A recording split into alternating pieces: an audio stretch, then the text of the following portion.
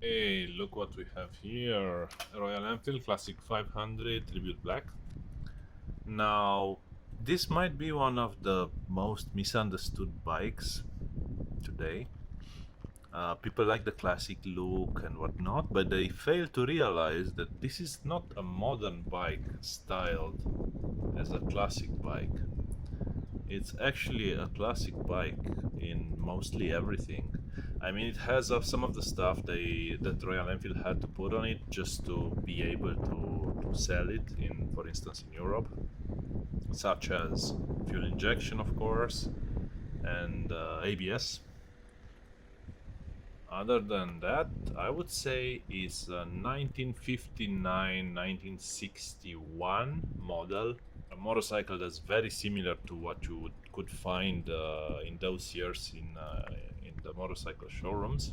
And I would say, in addition to the modern stuff they put on it, it's the build quality might be a bit better as well. This engine is not the original 1960 engine design, it's a newer one from 2009, but it is a dinosaur in terms of layout and concept. The 500cc thumper with push rods and two valves per cylinder. Well, it only has one cylinder. Obviously, overhead valve, no OHV. People buy this one and they think they bought a super modern, powerful bike when in fact they buy an actual classic. And this is probably the last classic bike or old bike that you can buy brand new. That's why I actually bought it.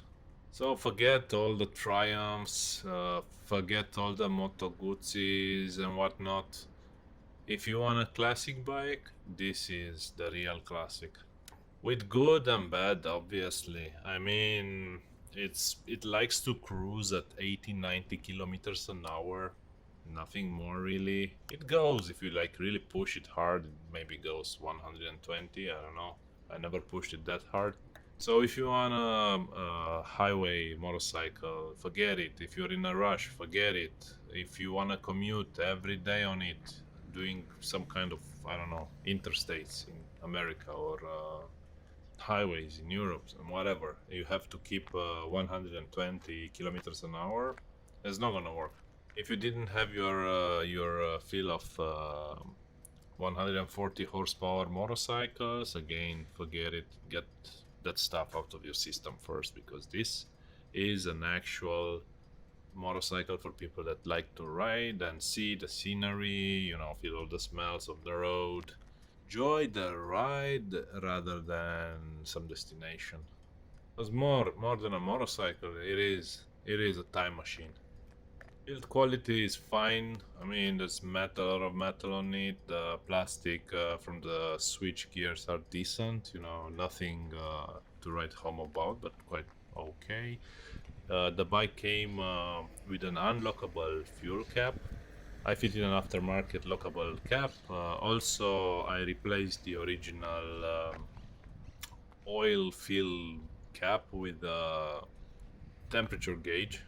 Tribute Black also comes with panniers and leather, so-called touring seats, and also touring mirrors. This bike vibrates quite a lot. If you're used to the smooth Japanese inline fours, it's gonna surprise you. But then again, this is a real classic. This reminds me a lot of my first motorcycle, which is a 1954 German Thumper.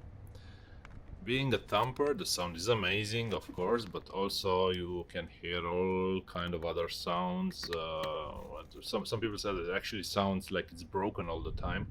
It's really unlike anything else out there you can buy in this day and age.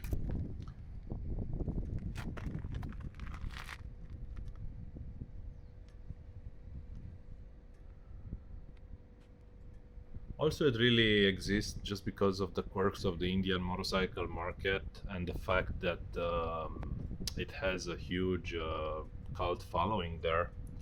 Originally, Enfield obviously was a British motorcycle. They started also producing them in India, and today it's a purely Indian brand. but it's incredible to see how much this model at least has in common with all the British thumpers. Price, I believe in India would cost about the equivalent of 2,500 euros, but here in Europe it's like 6,000 euros, almost 6,000, 5,700, something like that. Which, in my opinion, it's totally worth it because this, I believe, is the last one of its kind. I don't know of any other brand new pushrod 500cc thumper in existence, sold new. I don't know of any other. Now Enfield came up with a new 350, which is a totally, I would say, it's a totally different design, at least in terms of the engine. This one is much more to my liking because I was looking for something that's a bit of a dinosaur.